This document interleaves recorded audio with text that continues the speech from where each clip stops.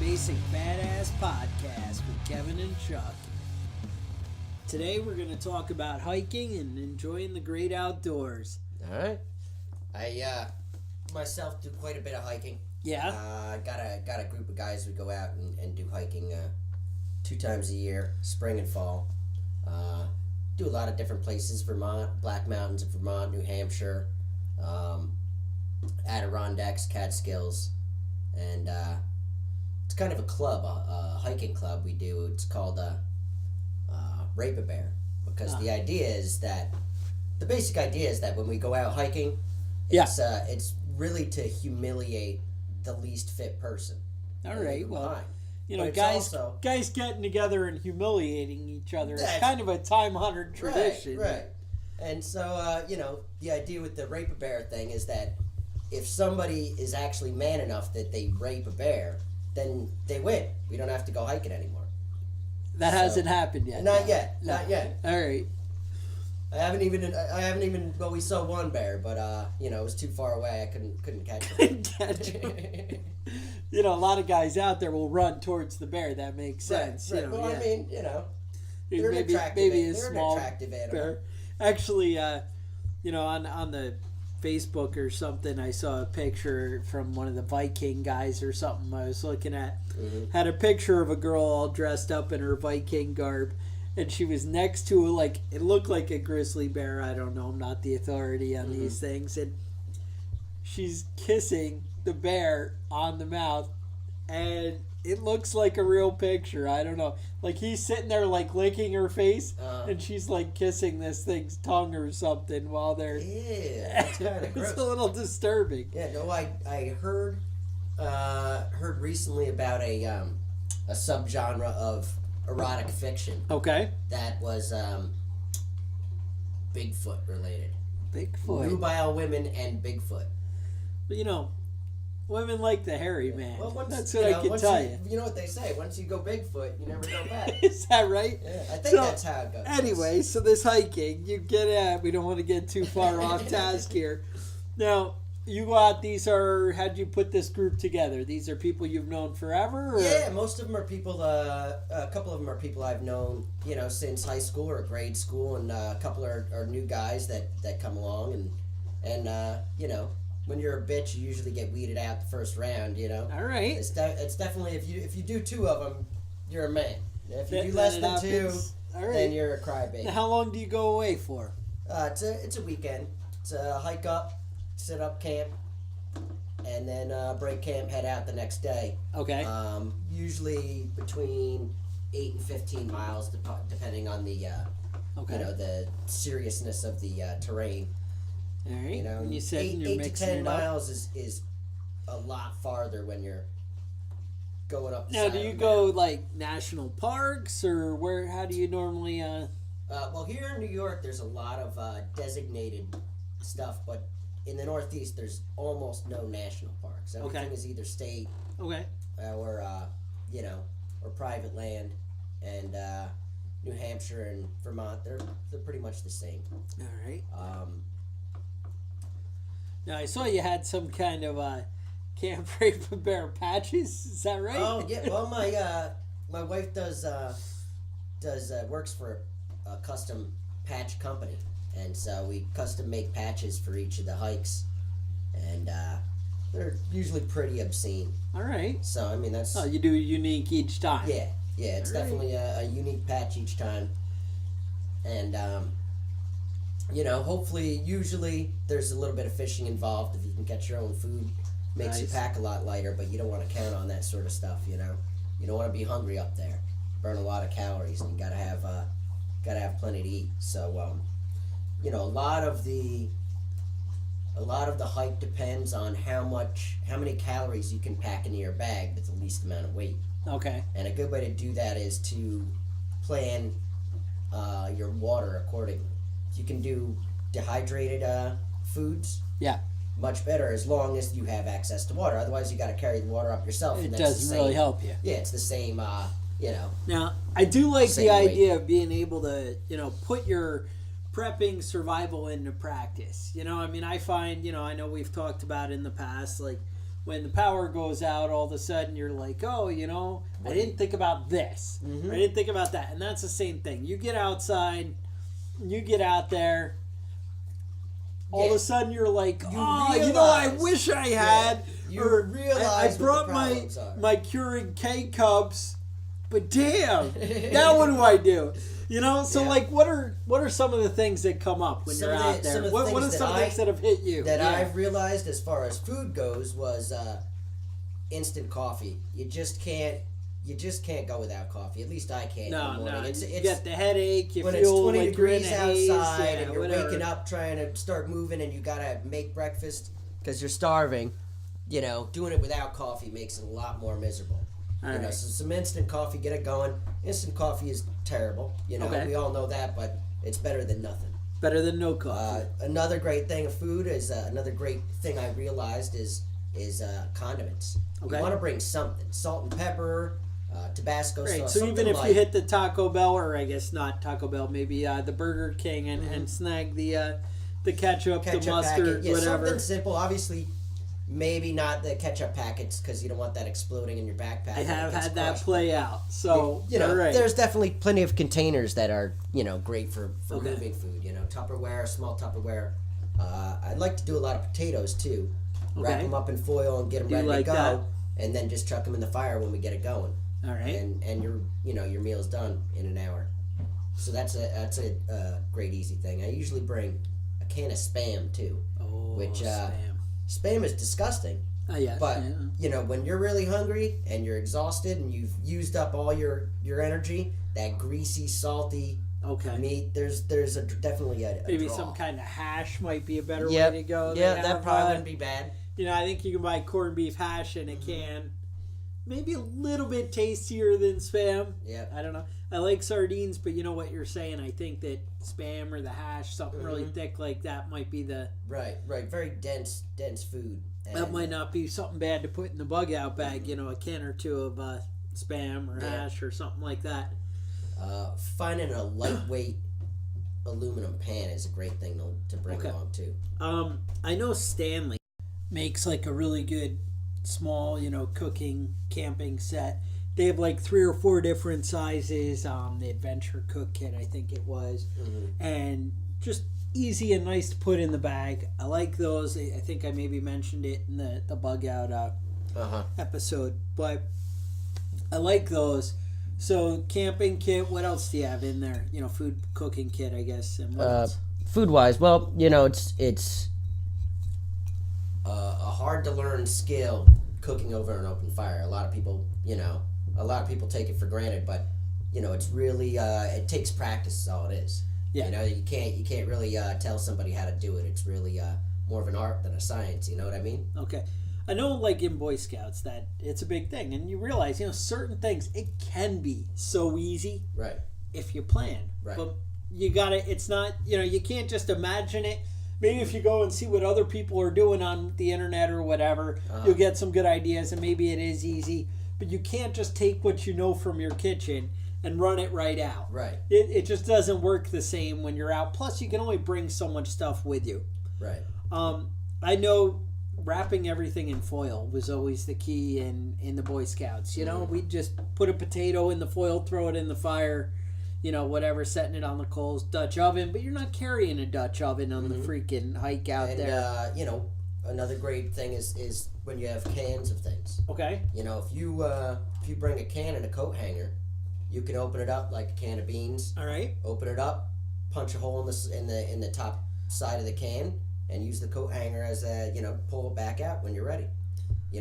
Cans can be used as cooking pots. All right. See, these are things I haven't thought about, and that's it. It's the real world experience. You kind of figure out what works. Mm-hmm. And honestly, that's the thing. That's why I wanted to do this episode. Is I just really feel like actually getting out there and doing it are some of the things that, right. Really every man needs to go out. Kind of test your mettle, bring the kids out, get them a little bit in. Because you know what? If they've seen it, they've done it, then they're a little bit prepared. And when it's not so traumatizing and so different. They have some ideas on how to go on. Any more about cooking? Like, what else do you let's like see. to do?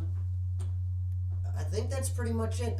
Some of the great things to bring are those cup of noodles, the instant lunch, the Okay, styrofoam yeah. containers that you Foam, just add yeah. the hot water to it. Right. Those are real lightweight, fill you up. Not the best nutritionally, but it'll Alright. give you calories to burn. You know, carbohydrates are not the enemy. Not when you're out hiking. Not when you're burning energy. Carbohydrates are great. Yeah, and and being outside, it works for you. You're and Right. you know what? Honestly, getting something warm in your body kind of helps. And Right. even when it's warmer out, if it's evening, if it's night, it cools down a lot. And Right. especially you're hiking up in the mountain or something like Right. that. And, People don't expect. a lot of the time you don't realize how much you're sweating. It might be 45 degrees out, and you've got 3 sweatshirts and long johns on, and then you stop hiking, you sit down for a little while, and before you know it, you're freezing your ass off. You got to Right. be really careful about that, especially in cold weather hikes. Right. Sweat is an enemy in cold weather. All right. Now let's talk about like some other. I guess I hate to use the stupid teenager words, but like fails that. What other things have hit you when you're out there hiking and you're well, like, I had damn, I should have thought about this. Yeah, Socks, I had boots, I don't know a what. friend of ours that went hiking. He almost froze to death. It was a pretty serious hike. Okay. I read in the hike guidebook when we got to the top that never to do this hike after a heavy rain, which we did. Okay. It involved a lot of crossing rivers, crossing water up Yeah. to your knees. You can't hop from rock to rock after the heavy rain, apparently. Okay. And I was talking to him. I was like, "Man, you really you're not carrying a whole lot." I said, "Did you even bring food?" He's like, "Oh yeah, I got tons of food." He did. He had tons of food, And that's and it. that was about it. And he brought a hammock, and he had those emergency blankets, those little foil ones. Not so good. No. No, they don't keep you warm. No. Not when you really need it. They keep a little body heat in Yeah. there, and that's And honestly, I was somewhat surprised to find him still alive in the morning. Wow. And it was raining, wet. We couldn't get a good fire going Shitty because everything was yeah. wet, Yeah. and it was rough situation. And having a tent Yeah. and a good sleeping bag, keeping the water off of you and getting someplace, having something to keep you warm is definitely a big deal when it comes to cold weather hiking. All right. Fire goes a long ways too, but Fire's when nice, everything's but soaked, yeah. it's you can if you know what you're doing, you can get a little fire going, but it's not going to be anything to really dry you out and warm you up. Right. So those are some of the other big things. The other things that are important is dressing appropriately. All right. A lot of that has to do with the weather and the area you're hiking in. Shorts are great, especially in cold, wet weather. Okay. You wouldn't think about that, but when your pants are wet up to your knees and it's 40 degrees out, it'd be a lot better to not have anything on than wet clothes. Okay. Now, so do you pack stuff in like plastic bags in the bundle if you're going out and the weather might turn foul? And yeah, if I usually bring a few gallon-sized Ziploc bags. Okay. Stuff them with socks. Wool socks are great. It doesn't matter how hot it is. Wool socks are great for keeping away the blisters. You don't want to be 3 miles into a 10-mile hike and have blisters. Jumping. it's weird, because you'll go out and you'll be walking around all day. You feel like you walk a couple miles in a day. I don't know, and then when you go and do a hike, you're like, oh, my feet aren't used to this. Yeah. All of a sudden it's different.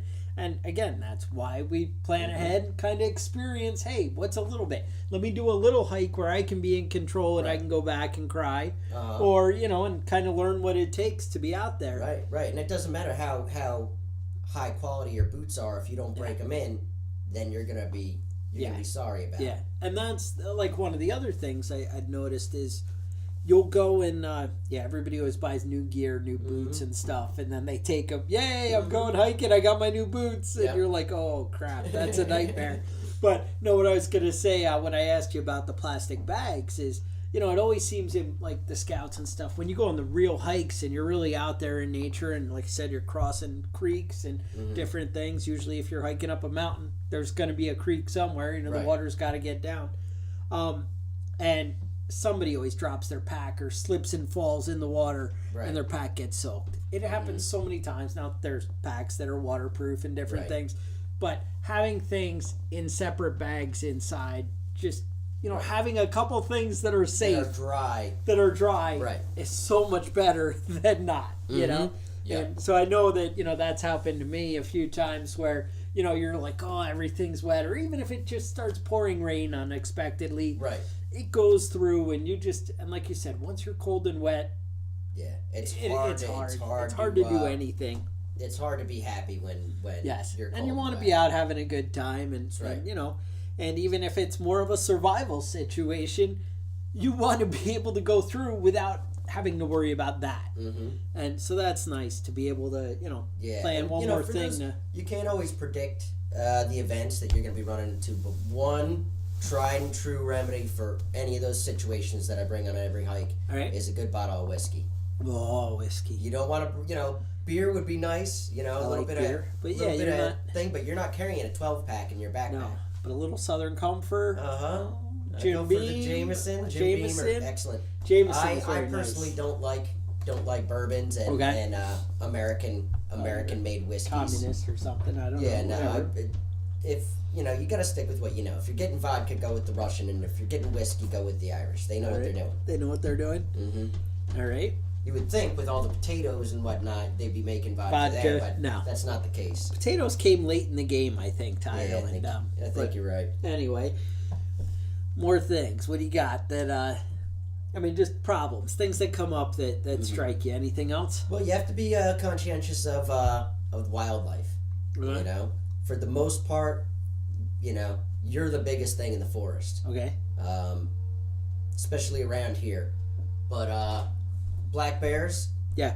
they're the only kind of bears we have around here. They're not very aggressive, Right. but it's not something you want to mess around with. No. Rape, yes, but not. You don't want to be fighting a bear. No. So one thing you want to do is just be conscientious of where your food is and where Okay. you're sleeping, because you don't want the two to be right next to each other. Yeah. Now they always talk about like hanging it in Yeah, a tree. Tell me. I do that, but I don't know honestly if a bear wants to get your food, it's gonna get it. Yeah. Yeah. I do bears hang and it, but I've trees, never no had problem. a bear coming. I don't know if I've never had a bear get my food because I hang it, or just because. Yeah, of I mean, that that's. ruckus I feel like stuff keeps should them be away. in cans or sealed in Ziploc bags. He shouldn't be smelling it anyway. Mm-hmm. And usually, my pack is 2 feet from my head. Yeah. I'm not leaving it out on the picnic table. They've got good senses of smell, though. A can might They keep do. them out, but a a Ziploc wrapper might bag, not. yeah, a Ziploc Something that bag. you touched with your hand in the greasy Uh-huh. salami in there might Right. not. They're gonna smell it. They navigate much more by their sense of smell Okay. than their eyes, like we do. Yeah. But the real trick is having a good time and trying new things every time you go out. That's what's important. Is really just getting the experience. Right. Finding out the mistakes that you made Right. and correcting those mistakes, coming up with solutions. A big learning curve is how heavy your pack is. Okay. It's not so bad until you're 3 miles into it, and then you realize I have way too much shit.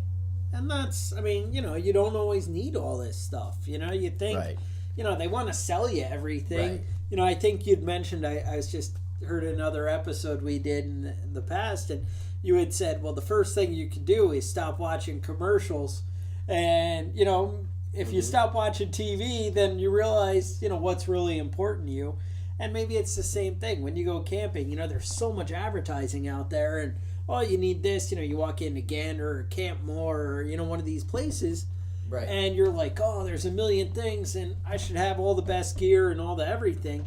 But you can only carry so much, and you really need to whittle it down to what's important. And I think the more we do these trips, Right. the more you whittle it down. You're like, oh, you know what? I didn't touch that. I didn't touch this. Yeah. No, and it's a real bitch when you spend, a lot of money on something that was not very useful. Right. I was That's looking at an interesting thing that they had out. It's a just like a small can that you fill with small twigs and things, and you burn it, and it creates an electrical charge where you can charge your phones and things like that off of it. Really cool, like 120, 130 bucks. But how bad do you really need to charge your phone while you're out in the woods? Yeah. You know? Yeah. You know what I was looking at? And I mean, again, maybe you'll correct me and tell me I'm stupid. I remember in Boy Scouts, we used to make all these fire starters. And they take the egg cartons and you're putting sawdust and melting wax in there. Oh, this is going to be great. And they burn for like 10 minutes, a lot of the good ones that you make. And you can do good with that. But I'm thinking, why the hell, if I'm going to remember to pack a fire starter, why don't I just pack a lighter and not worry about it? Well, you know, when it's damp, I know when it's damp, it's good to stuff have, started, have some stuff. But, you know, that fire starter that you buy from the store, you can spend about $3 and get a good-sized pack. Okay. And it will take you 2 minutes versus, you know, spending 3 hours making the egg carton fire starters. Yeah. And they're cool. It's an interesting idea on learning how to make them. Right. But the truth is, time versus expense, it's better to just let the professional make them in the factory and take them with you. Yeah. Have them ready to go. I mean, you don't want to be out there rubbing two sticks together. No. You know? But that's, I mean, you know, the wife's like, oh, you know, you should get these, you know, flint and steel. And you know what? I do have a flint piece in my my bag. And, you know, that's cool. Again, the accidental pack falls in the water, these different things. You know, but, I mean, you know, you could say, well, you know, Chuck, your lighter's going to run out eventually. It only lasts so long. Well, once you start a fire, you can kind of leave a fire going forever, or you can restart it from the next day coals. And done once that lots in the Boy Scouts. As long as you get it nice and hot and burning, and you get a good bed of coals, you can go to bed and wake up and relight start that fire. Right. And we always, you know, used to do that. I just, you know, so, and it's not impossible to start a fire. I have done it with, you know, with what's out there. But I just think, like, damn, why don't I just pack some matches instead of, you know, getting all crazy? Definitely. I'm not saying no on the fire starter. I agree when things are wet, Sometimes I'll even bring one of those small containers of lighter fluid for Zippos and things. You can get them at smoke shops and things like that. Yeah, but you're also a pyro. I mean, it's an ancient Indian secret. Use lighter fluid? Fire. Yeah. Lighter fluid and gasoline. It's all fun and games till you burn your eyebrows off. But I'm always worried about the beard, you know? We all have concerns. Yep. Also, you're going to be stumbling around in the dark when the fire starts getting low and you realize you did not get enough wood. Because you never get enough wood. You never do. I know, that sucks. So you definitely want a good light source. You want a good flashlight or headlamp. I like the headlamp. Keeps my hands free. Okay. You know, that's a good lightweight thing. Right. Comes in useful. Right. Now, tell me about, how do you do with, as far as, like, camping gear? Anything that strikes you as, you know, important or essential? Yeah, or well, what are the things that you're bringing? As far as camping gear you're going goes, on a mountain hike. Right. Cold weather. We'll say fall. You know, it's going to probably get down to 30 tonight. And, you know, probably not snow on the ground. Probably 45 maybe in the day for the hike. Cold weather. What do you pack? Yeah, well, this past fall, we did a hike up a pretty high mountain. It's pretty well known in this area. And we got up there and started snowing. All right. And knew there was a possibility of that. Snow is a lot better than rain. 32 degrees in rain is a lot worse than 30 degrees in snow. Okay. So, you know, important thing to bring is don't be scared to spend a little bit of money on quality clothing. Okay. You know, I broke down and bought one of the higher end Under Armour sweatshirts. Yeah. Waterproof, windproof. Now they talk about that stuff that wicks away the sweat. I know I bought for my hunting gear. I have a lot of stuff like that, you know, and it's a lot of the Under Armour and stuff like that. But keeping the water out is just as important as keeping it off your skin. You know what I mean? You don't want rain and snow to be, you know, soaking you from the outside in. Right. Under Armour makes a lot of quality stuff on both ends of the spectrum. Right. You know, a lot of the times I'll wear the Under Armour, you know, as the t-shirt level and the that the wick inside. away, but also something on top of it to keep the water out from the outside, keep the wind out.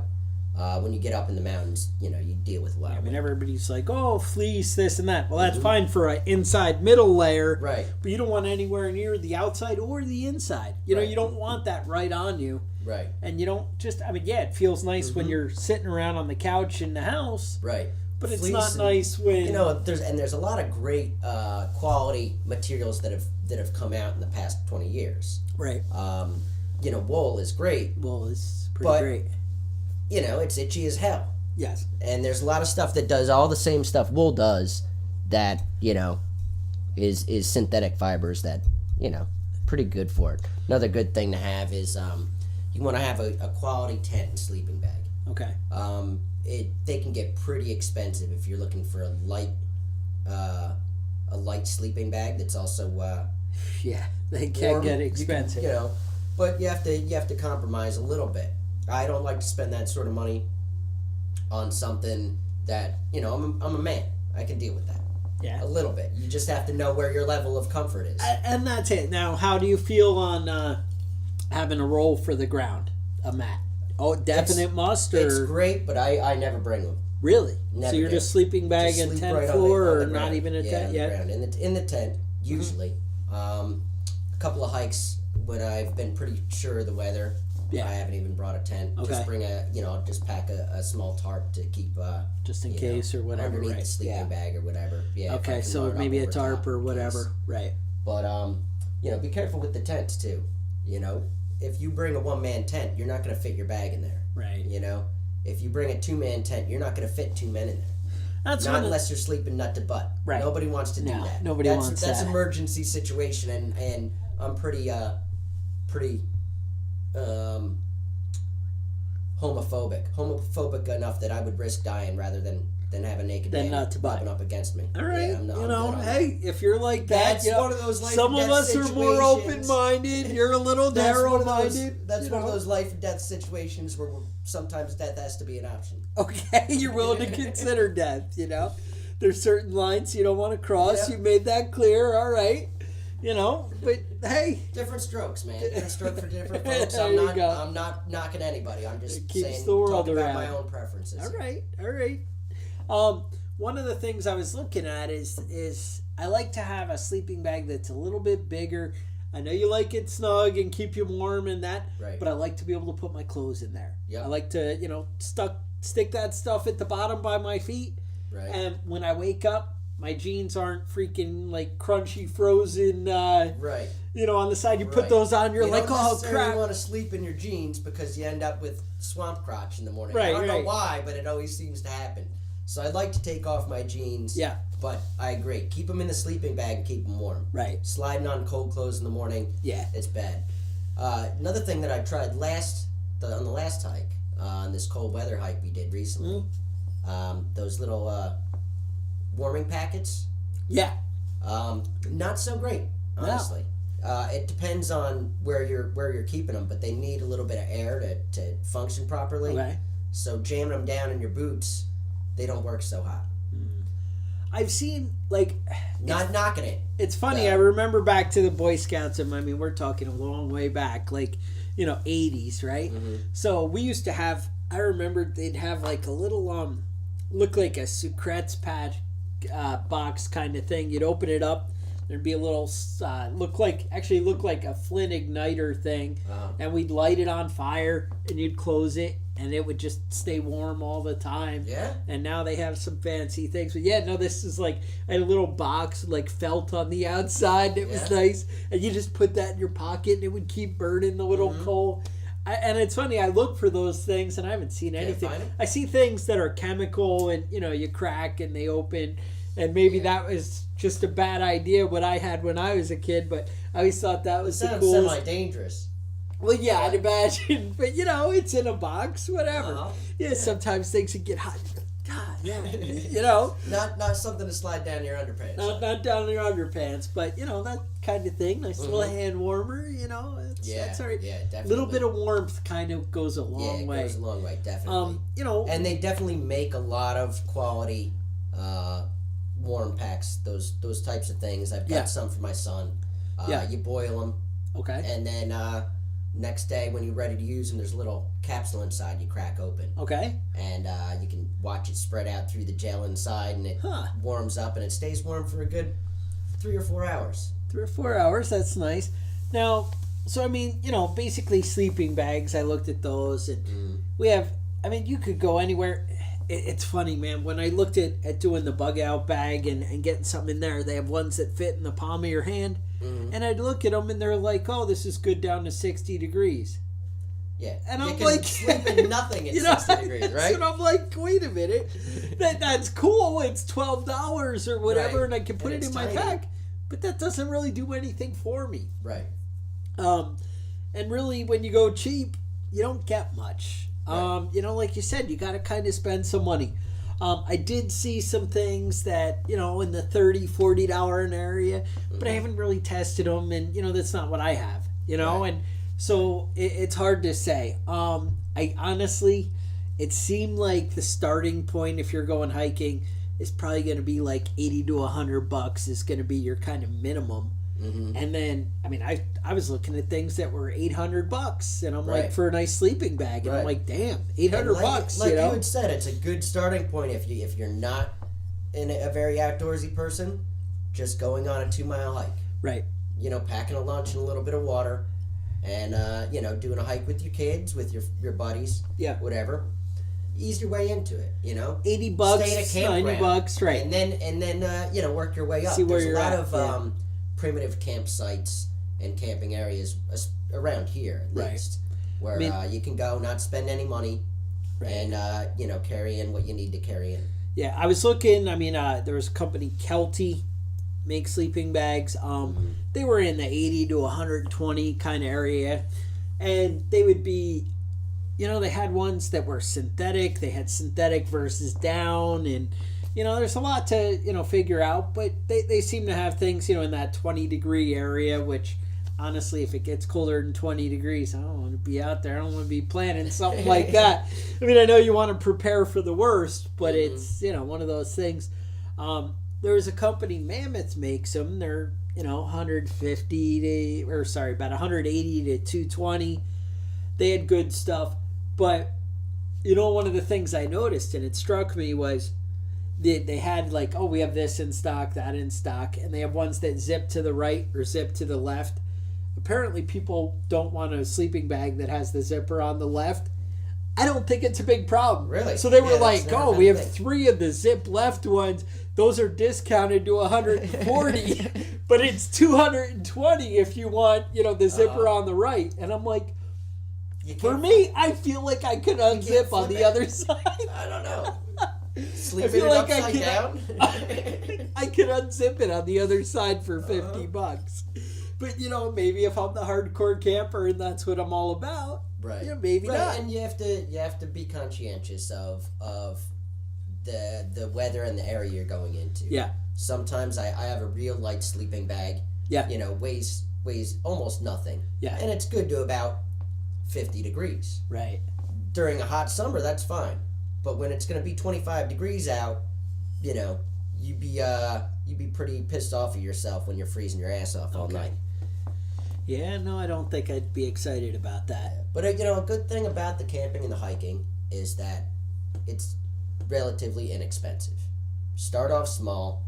You don't need to spend $100, $300 on hiking equipment. Okay. When you're just getting started, just take it easy and start slow. You know what? Honestly, build up your most collection people of have equipment sleeping bags somewhere in their somewhere, house, something stuffed in an attic. I know I do at my house. There's 3 or 4 that, whatever, that aren't my primary camping, hiking, stuff. I'm like, oh yeah, I just have stuff from Boy Scouts or from when I was a kid. Right. But in my mind, it's funny. They're all like $30, $40. And then when you go out and look, you're like, oh, that's not really the case. You know, it was surprising. Right. Now, tell me about shoes. What are you thinking for footwear? I see like people have like North Face or Morels. Do you like the hiking shoe, or are you more like a boot guy? It really depends on where you're going. If you're climbing a big mountain, you're gonna have ankle problems if you have. So you want the boot? Yeah, I go with the boots usually. But there's something to be said for those. You've seen those sneaker type boots. Yeah. That are low cut. Yeah. Real soft. You can run in them just as well as you can hike in them, as long as it's a as long as it's trail. Yeah, and they have more a than little mountain. better tread and Right, than right. than your average shoe or whatever. But I like to have when I'm doing a real hike, a real climb, I like to do something with a harder sole. Yeah. Because you don't want to be feeling every rock through your boots. I gotta tell you, I know my experience when I was in the military and like that. You think, oh, I can't wear combat boots all the time and blah blah blah, but you know what, you can. And you're like, man, I can walk 20 miles, I can march, I can do anything, and they're not bad. And you'd wear them on the ship. You wake up at 6 in the morning, you put them on, you go to bed at 11 o'clock, and you're okay. You're good. You take them off, and your feet don't die. Right. For a while, I got it really into the jungle boots. They're just so lightweight and nice. Yep. And if you buy them a big enough size, you could put the wool socks in there, to keep them a little bit warmer. I agree. You step in the water, you're kind of out of luck. They'll dry a little bit faster than They'll dry than faster. The They're not Sometimes when horrible. you're in the water, it doesn't matter what boots you're wearing; you're going to get wet. Yeah, and that's it. I mean, you wear the short leather ones, you're still going to be getting wet. So, but so what do you do? If water can't get in, then it also can't get out. Right. And that's what are you wearing? You're saying usually I actually right now what I'm using are Timberlands. That's what I have. They're a little bit more expensive, but you have to think about the quality versus quantity. You don't want to be replacing your boots every day. Right. But there's nothing wrong with cheap boots, but just recognize that after a month or two, they're not going to be any good anymore. A month or two of using them. Right. Keens are good boots. Another great boot is Red Wing boots. Okay, yeah. Red those Wing, are high solid, quality, good leather boots that are going to hold up. Yeah. But it can change a lot depending on the terrain you're in. What you really need. Sometimes a sneaker is all you need. A running shoe is fine for certain. Right. If you're on the nice trail where it's pretty much smooth dirt, people are walking on it all day, then it's not the end of the world. Yeah, I was hiking and camping in an area that had a lot of water. It was known for its waterfalls and its streams and lakes, and I thought Converse, fine. Not so good. They don't dry out as fast as you want them to. And what my girlfriend actually talked me into, a little bit ashamed of it, is Crocs. Yeah. I got these Crocs. Yeah, I would be ashamed of it. I read somewhere about the Crocs, and what they said was Crocs are like getting a blowjob from a guy. Is that what it is? Yeah, it feels good until you looked at it and realize you're gay. That's disturbing. Yeah, I didn't make that up. That's that's from somewhere else. But honestly, I have the Crocs, and only when I'm going to be in the water all day. That's the only application where I'd use them. Yeah. If you're hike, and a lot of these places around here, I do actual water hikes where you hike up the stream bed. The forest on either side is so dense that the only way you can make progress is going directly through the water. Right. And those are pretty great hikes. A lot of fun swimming. One of the ones we were doing locally here was a somewhat private area, somewhat secret, and then they published it in the Greatest Waterfalls, the Catskills magazine. Next thing you know, it's packed full of people from the city. Right. People were spray painting rocks and just being general assholes. Yeah, it sounds right. It's one of those places. I think the high temperature last year when I was up there, the high for the year of the water was 38 degrees. Nice. So it's pretty as hot as you might think you are. As soon as you jump in that water, you're like, ooh. Your brain's like, you made a mistake. Get out of here immediately. Not bad. So, no, I mean, that's pretty much what I wanted to talk about. And just cover the hiking and, give the people an idea. You know what? Get out there. Enjoy it, Enjoy the privacy. Enjoy the nature. And honestly, makes you a little more durable as a man. Yeah. And also, some of the rites of passage that, define you. I can live under the stars and I can, whatever. And take it as far as you want to take it. Go as extreme and nature as you can and whatever. Now, I wanted to do some kind of podcast maintenance, talk about our podcast now a little bit. All right. I know I since the beginning we put up a Patreon link, but we haven't really talked about it. And, I wanted to get in there until I felt like we really delivered some value and something, worth. I didn't want to be plugging, oh, you should give us money when I'm giving you junk. And, Right. the first episodes or two, we're definitely feeling our way and trying to get there, and people get to hear and get a feel for it, but just the same, it's not as polished. And now that I think we're getting a little more in the stride of things and things are coming along, I think, maybe it's time, we plug it a little bit. And, if you guys like what you're listening to and enjoy the podcast, maybe click on the link to Patreon or look us up under Survival Badass under Patreon. And, if you feel like donating a little bit, keep this going. It does take our time. Our dollars are going in a little bit. Effort, buying mics, buying different things. Keep it nice. We make it better and better. What I did with the Patreon, you mentioned earlier, we have the that your wife makes patches. So what I was going to do is one of the levels is if you're a supporter, we have a wall called the Badass official Badass wall, and I'm going to put it up on the website. All right. And list down, all the people who are, contributors and really supporting, making the Badass dream here come true. And one of the levels, we have it set up that they're going to get a patch, and we're going to design a nice patch for the Survival Badass. All right. I like it. So basically, we're going to get that set up, and you guys could have the nice thing, and hopefully we make it something desirable that people are after. So we're going to try and set that up for you. Otherwise, I'd like you leave us some reviews on the iTunes. That always helps out. That'd Gives, yeah. increase the publicity, make some people aware of it. And, any sort of criticism that's we productive, take that. Definitely. Yep. If you're just Yeah, an don't asshole, just say you can we leave suck, because you can leave those you can say comments, we too. suck, but because Right. then we're down for it. But don't just say we suck. You got to give me something to work with. I mean, you can do that. But Yeah, I guess that's you're your not gonna prerogative. You're not going to make anything better. You're not going to make it better. So, and if you've gotten this far, then maybe you're a fan. So I like it. We appreciate you listening, and that's it. All right, we'll see you next week, and have a good one.